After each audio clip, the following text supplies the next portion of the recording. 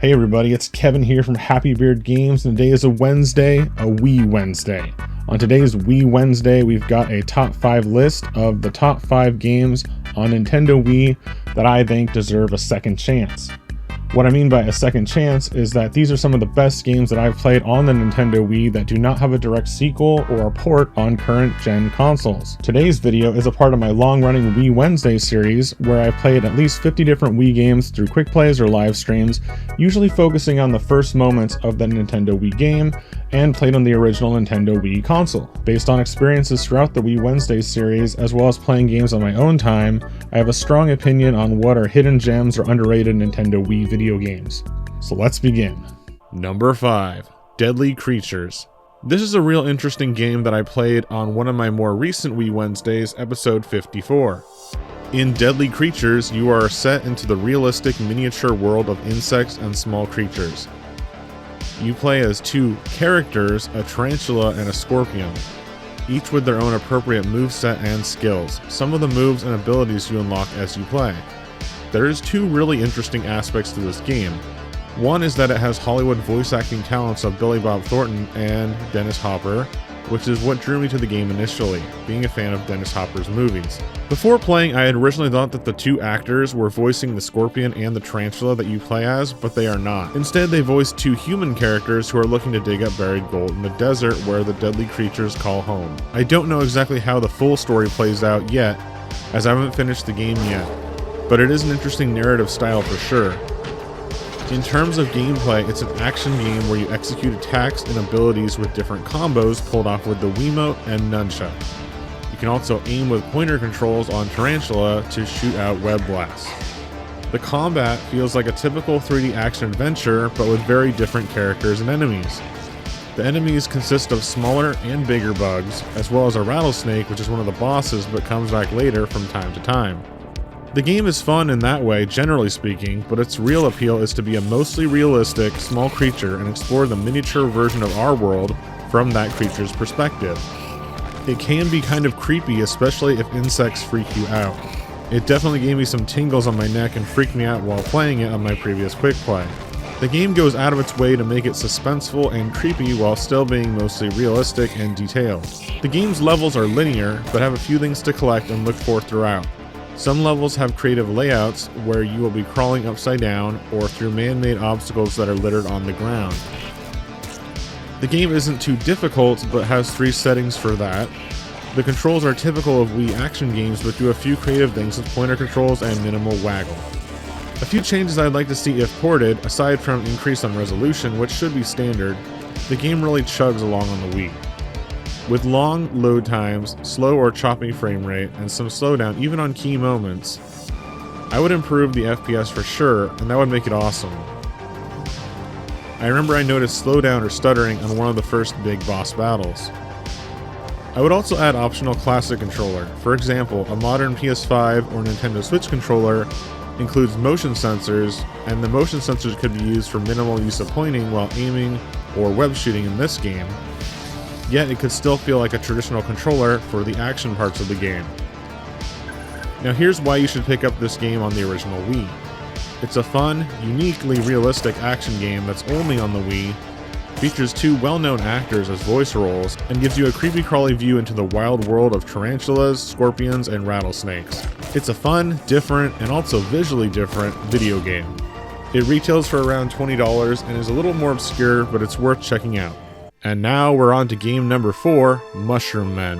Mushroom Men is another interesting Wii exclusive action game, though this one is much more cartoony and is also more of a platformer and a collectathon than our previous game. There are 2 sequels, one on PC and one that released around the launch of this game on the Nintendo DS exclusively, but to my knowledge this is the only one in this specific style of gameplay. Like the game we just talked about, Mushroom Men is another game set in a miniature version of our world. However, this game is more cartoony and less realistic, featuring mushroom people and some science fiction elements. And if you've played the Wii port of Star Wars The Force Unleashed, you will see gameplay similarities here in Mushroom Men, as it's some of the same developers. Things like force grab with the Wii remote pointer in Force Unleashed are in this as well. Also, jumping and platforming, actions, and attacks feel very similar to the Force Unleashed Wii port. This game features a story that has that classic collectathon feel to it, and it's more like a slightly more linear Banjo-Kazooie. You get different weapons and weapon types, you get a far-reaching hookshot type item, and you can glide using your mushrooms cap like Toad did in the Super Mario Bros. Super Show. You battle multiple types of small world creatures and monsters to solve quests for NPCs, such as destroying 5 of this or collecting some of that. It has a creative way to show the health bar. It's just your mushroom cap head that breaks off into 4 pie-piece chunks. Don't lose them all. I also just found out there are some mini-games, including Pachinko, hidden in the options menu. And it has a soundtrack performed in part by Les Claypool of Primus, some of his songs which were actually partially from one of Les Claypool's solo albums. I picked this game up for its fun collectathon style gameplay, interesting art and world design, and a fun soundtrack. Changes I would like to see on a modern port include smoother graphics. As the art style is definitely there, it might be held back by the limitations of its time. Though I wouldn't change the controls, they do seem to work great for it, and the game does not seem to have a bad or choppy frame rate either. If you like the platformers and collectathons from the N64 and GameCube days, Mushroom Men is one of the best original games that is like those on the Wii Console exclusively. Now it's number 3, Dragon Ball: Revenge of King Piccolo. I know I said no sequels, but this Dragon Ball game is very different than any other home console Dragon Ball game that I have played. It's a beat-em-up platformer in 2.5D graphics style. Full 3D graphics and levels with a mostly 2D plane. The 2.5D works well for a Dragon Ball game, specifically because it not only transitions the world of the Dragon Ball manga and anime into a colorful 3D world, but also because some of the boss battles as well as the martial arts tournament sections seamlessly transitions into a 3D fighting arena style. What is Dragon Ball: Revenge of King Piccolo? This is a game that loosely covers the entirety of the original Dragon Ball manga and anime storyline. Some parts of the story are cut, shortened, or changed, most notably the very beginning where Goku meets Bulma, and many of the early main characters including Roshi, Oolong, Yamcha, Puar, and Krillin. From what I remember, the first arc with the story of Emperor Pilaf trying to get the 7 Dragon Balls is shortened, or absent. The game mainly jumps you into the Red Ribbon Army arcs and later the King Piccolo arc. So a majority of the enemies and stages are based on the Red Ribbon Army or Piccolo's henchmen. There are world tournament parts which are in full 3D similar to a very scaled down Dragon Ball Z Budokai game. Different key characters appear like all the main Dragon Ball cast, plus Android 8, the Red Ribbon Army leaders. Later on, Tien or Ten Shinhan and Chaozu show up, and then towards the end it's the evil King Piccolo himself. From what I remember, the game ends in a final arc at a world tournament, but they don't do the final arc from the Dragon Ball manga anime with teenage Goku and the reborn teenage Piccolo. Goku doesn't go through the time or age change, and you don't even have the appearance of Teen Goku in this at all. Apparently in the 5th DLC for the more recent game Dragon Ball Z Kakarot, Chaos at the World Tournament essentially picks up where Revenge of the King Piccolo leaves off, beginning with Kid Goku's final battle against King Piccolo and then jumping ahead to Teen Goku's participation of the 23rd World Martial Arts Tournament, so they kind of finish this game's story in a bizarre, later game DLC way. The manga/anime arcs covered in this game are presented as separate chapters or worlds. They include the Red Ribbon Army and the Siege of Muscle Tower, the Pirate's Trap, Korin's Sanctuary, Fall of the Red Ribbon, the Fortune Teller's Maze, the Rise of Emperor Pilaf, Tournament in Chaos, and the Demon King Strikes. The game only lets you play as Goku in the main story, but in the separate tournament mode, which is more like a simple 3D tournament fighter, though it has the same controls as story mode, you can play as quite a lot of characters, some of them main heroes, some of them main villains, and some weird henchman type villains are in there too. It's a great variety. A cool bonus for Akira Toriyama fans in this game is the playable character of Arale from Dr. Slump. Dr. Slump is a manga and anime by the same creator and artist, though the anime has never been officially translated into English. Arale is a very powerful android girl, and while she does have a cameo episode in the original Dragon Ball, it is a great surprise to have her in this. Unfortunately, it's super hard to unlock her, You have to do everything in the game essentially to unlock her, not just the main story, which you have to fully S-rank, but you also need all the collectibles. I picked this game up because OG Dragon Ball is one of my favorite anime. The simple fact that there is a game that lets you play through a majority of that anime is amazing to me. Back in the day of this game's release, Dragon Ball Z was all you would ever hear or see. Original Dragon Ball content was very uncommon, and while sometimes referenced, there was not too many OG Dragon Ball games, especially here in the North America region.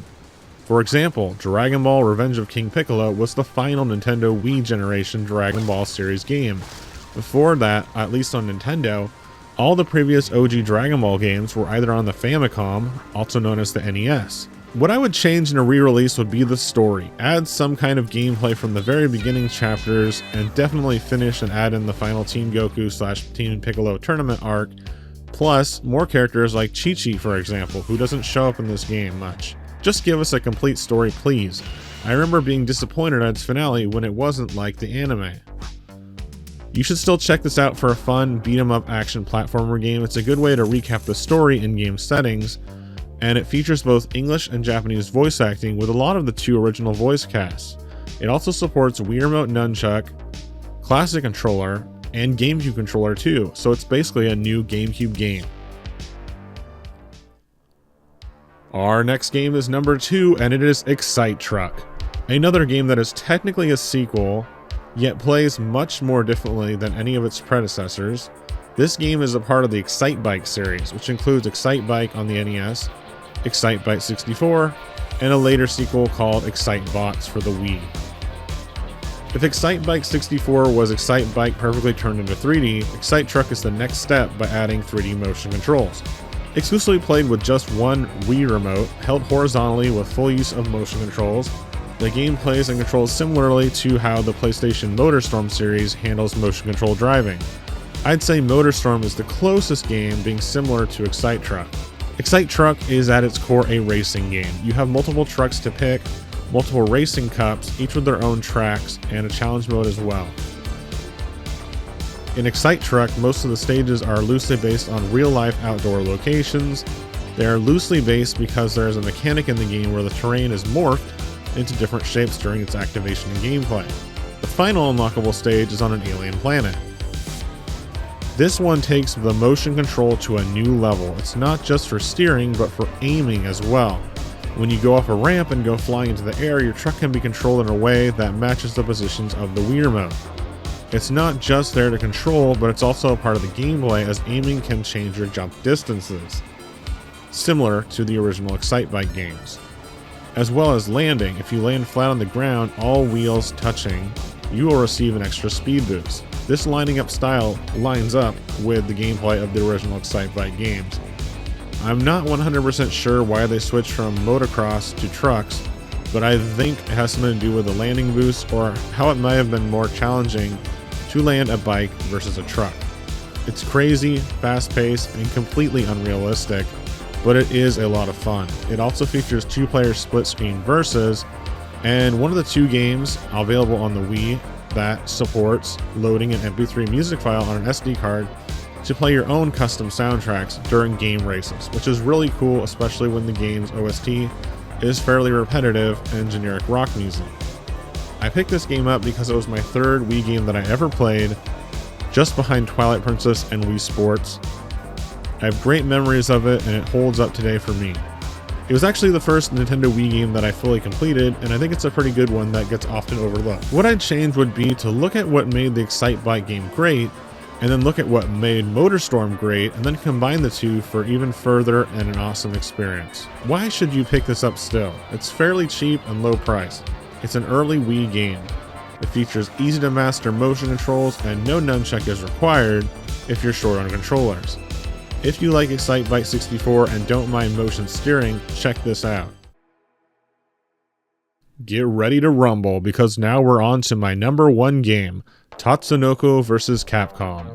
Tatsunoko vs. Capcom is another entry in the Capcom vs. series of fighting games, so it's very similar to Marvel vs. Capcom and Capcom vs. SNK. One major difference is that the game is fully 3D. It remains on a 2D plane fighting game in style. It's interesting that they chose to make it 3D, considering that a lot of characters are from anime. My guess is that they were preparing for Marvel vs. Capcom 3's game engine. This means that this is the first time that characters like Morrigan from Darkstalkers have had a character redesign. Because of the previous games, they had been reusing her original 2D sprites for years. TVC is actually the second TVC game on Wii in Japan, but the later one with more content is the one that we have here in North America region. TVC is a 2-on-2 tournament fighter in the style of Street Fighter 2. You pull off combos and other moves in a similar style to the Street Fighter video games. 2-on-2 means you pick 2 fighters for a tag team. You can also pick one giant-sized fighter instead. On some games like Capcom vs. SNK 2, you cannot tag out unless a fighter is KO'd. But this one is closer to Marvel vs. Capcom 2, where you can freely tag out at any time considering that your team member is ready. The game, as its title suggests, is a collab between the Japanese anime studio and producers and Capcom themselves. Tatsunoko is known for a variety of anime throughout history. A notable one being the 1960s anime Mach Go-Go, also known as Speed Racer here in North America, though there is no Speed Racer in this game. Another of the well-known characters on the Tatsunoko side are from the 70s anime Science Ninja Team Gatchaman, or Gatchaman for short, also known as in the USA as Battle of the Planets or G-Force depending if you watched it in the 70s or 80s. There are at least 3 characters from Gatchaman playable. A few other notable characters are Kashan, whose character was an inspiration for Mega Man and his dog Rush. A few of these anime that I've seen myself include Tekka Man and Karas, but on the Capcom side it's generally more familiar faces for most players. On the Capcom side you've also got Mega Man Legends version of Mega Man, and some characters make their first Capcom Vs. series appearances, such as Frank West from Dead Rising and Beautiful Joe. Also there's Zero from Mega Man X. There are less characters in this game than other Versus games here, but with great variety. It's not all Street Fighters on the Capcom side. In fact, only Ryu, Chun-Li, and Alex are the only real original Street Fighter characters playable in this game. So you have a character from Street Fighter 1, Ryu, Street Fighter 2, Chun-Li, and Alex from Street Fighter 3. The game is designed around a simplistic 3-button attack system, which was inspired by the simplistic control schemes commonly used by both the Versus series as well as the simplicity of the Nintendo Wii. The game has just about everything you'd want out of a Capcom Versus game. They even made an awesome fight stick for it which plugs into the bottom of the Wii remote. It was my go-to arcade stick for years. The game has many unlockables and at one point featured online fighting as well as leaderboards, which I did try a few times back in the day. I picked this game because it's probably the best exclusive tournament fighter on the Nintendo Wii. It has everything you'd want and is exclusive, plus features a lot of cool anime and Capcom characters as well as stages. I think it's cool that they are in 3D for the first time.